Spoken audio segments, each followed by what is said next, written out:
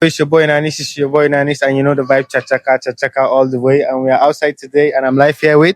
Denise. How about you? Hannah. How about you? Pat. Alright. Are you in a relationship or you're single? I am single. How about you? Single. How about Single. you? Alright. Do you guys have crush or?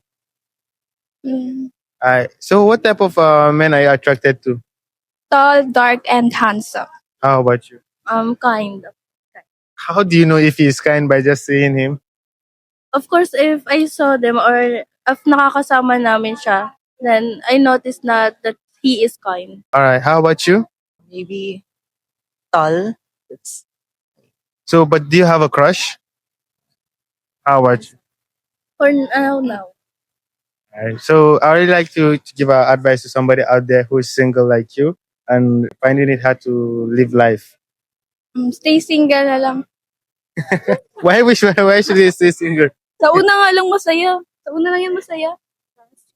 Stressful. Alright. Very stressful.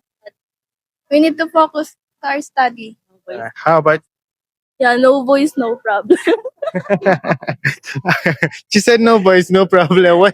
How is the boys the problem always? Maybe, because it depends on the people naman kasi there's a man na sobrang seloso, may mabait, then strict. So how will you rate your ex on a scale of 1 to 10?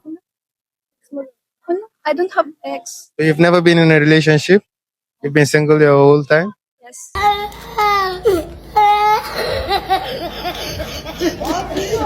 How about you? For me, 8. Why did you say 8? Because, he is kind naman, then, kasi po, stress and studying, kaya, wala. How about you? 6 out of 10. Why did you say 6 out of 10?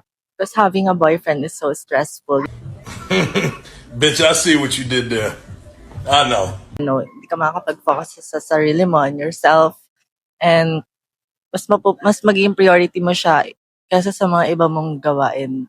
Like, syempre, mga college student, marami kaming mga kailangan unahin pa before yung mga boys. Shout out Nanix Media!